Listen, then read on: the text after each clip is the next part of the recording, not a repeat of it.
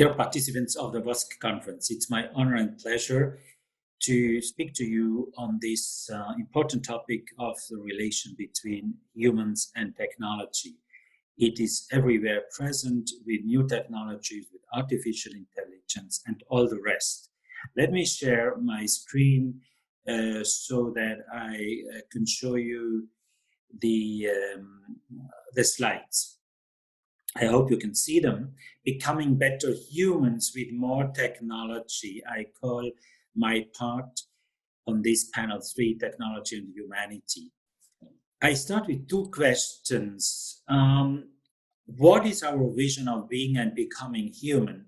And the second, how can technology support this vision of becoming truly human? I think we are in a phase of humanity where we raise some fundamental anthropological questions. What are we? What is our goal of life and society and the world? And there are two assumptions behind these questions. The first, the ultimate goal of human life is to become truly human. That's a philosophical assumption of anthropology. What is the goal of our life? To become truly human. As we then best fulfill the will of the divine, that would be the religious assumption. Religious people would say the goal of my life is to become as much as possible united or aligned with the will of God. So to become truly human means to fulfill truly the will of the divine, the Almighty. There are different words for that. The second assumption is humans can become humans only in harmony and balance with a non-human creation. So it is anthropocentric on one hand, that the human, our own life and human society is at the center, but of course, with all the debates on the last 30 years about biocentric approaches and creation-centric approaches, we cannot say one or the other. Becoming truly human is anthropocentric, and at the same time, I call it creation-centric. We understand that the humans cannot become human without seeing themselves as part of creation. Now let us look quickly at a few facts on history of the hybrid reality between humans and machines and the conflicts arising. It started already 10,000 years ago in the early technological revolution. The nomads became farmers in the Neolithic age. So this was the first huge technological progress to start farming, but at the same time already that created conflicts, in that case conflicts between the nomads and the farmers. One example of that is Cain, the farmer, kills the nomad shepherd Abel, as it is told in the Old Testament of the Bible, and the farmer is the winner. That means those with technology had an advantage compared to those without the technology. Another example, if we jump to the current situation, humans and machine, we see on the left side in Japan, the robot teacher. We see a teacher who is teaching children, not a human being, but a robot. So a robot replacing the teacher. And of course, as we see on the right picture, in Chicago, teachers' demonstration. We want fair pay. We don't want to lose our jobs. So create conflicts between humans and machine raise a lot of questions. Does technology replace human jobs or not? Is it complementary? Is it contradictory? Is it a competition? All these questions are on the table right now. That leads me already to the third aspect of in the current situation. That is, we see the machines in terms of the robot, not as a machine like in the teacher's room in Japan, but here it looks almost like a mature lady, but it's a robot. Can Robot Sophie, and the name was given Sophie, which means wisdom. Can Robot Sophie be ethical? I had a chance in Geneva at the ITU conference on AI for Good to have a short interview of 2 minutes with her, and I wanted to test. She failed the test because she did not understand what is ethical. But that does not mean that these robots like Sophie are fast learners. And the question is that now the new hybrid reality where a human brain and a robot brain have to compete? Who is better?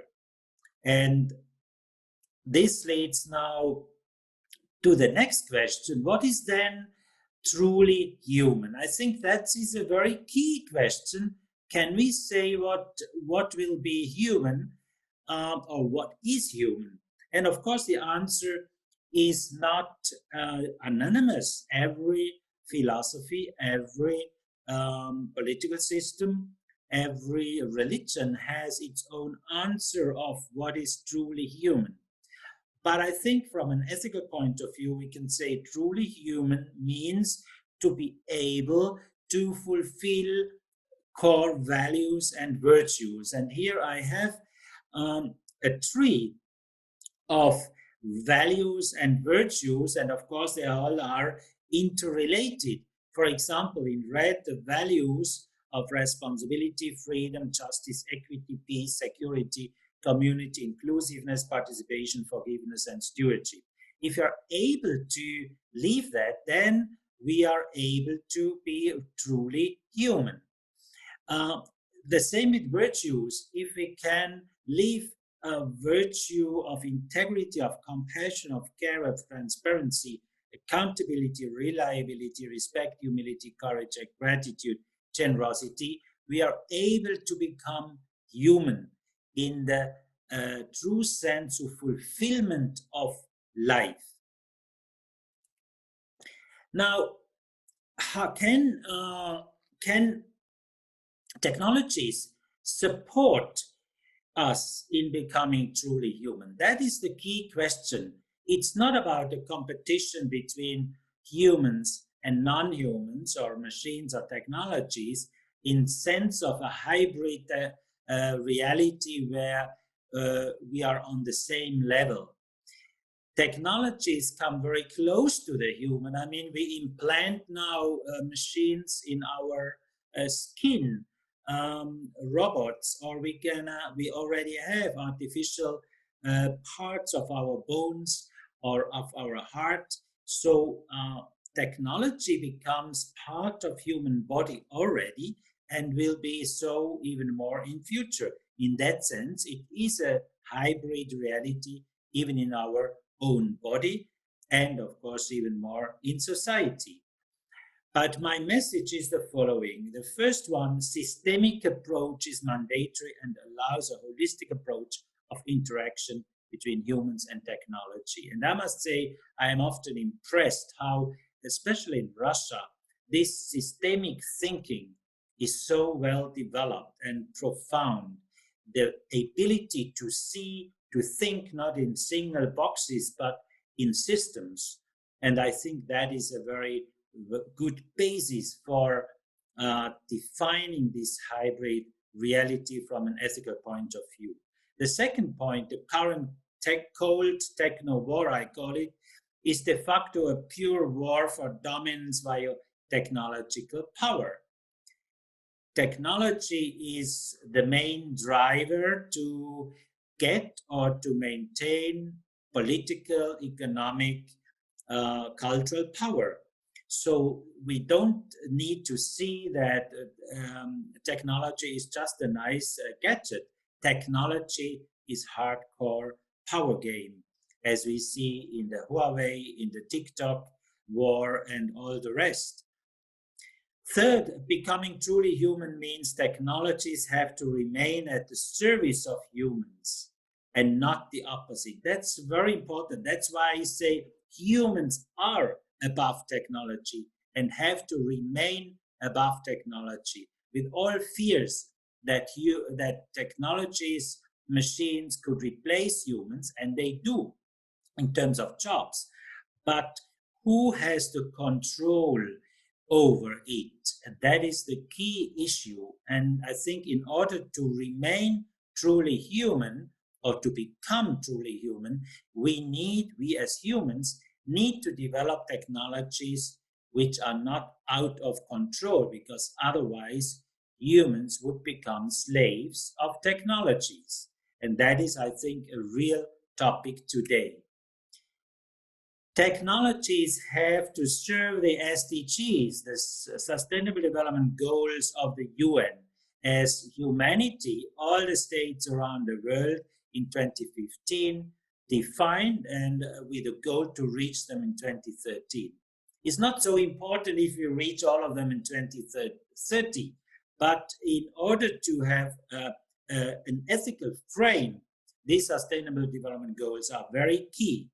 And technology plays a role in many of these 17 goals, but again, technology cannot be in the driver's seat. Technology is an instrument of the humans who have to be in the driver's seat of history.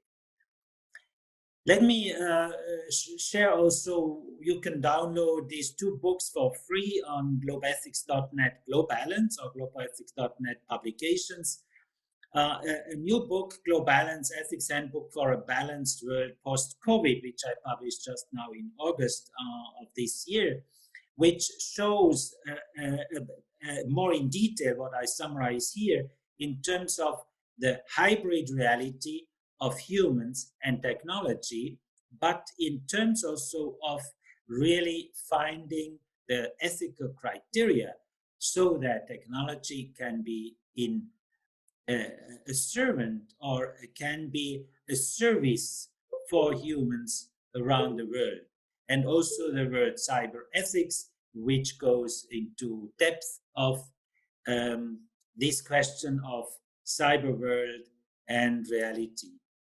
So in conclusion, I would summarize: learning to be human is the core task of our time in COVID, after COVID, and with technologies. Learning to be human was the theme of the World Congress of Philosophy in August 2018 in Beijing. And it's a very noble topic to show how can technologies serve humanity but not enslave humanity. Learning to be human is our common task. That would be my message around the world, and VOSC, our conference, can contribute to that. I thank you so much for your attention, and I'm looking forward to the meeting and to further interaction, publications, cooperation on this topic across cultures, religions, political systems. Thank you so much. Bless you.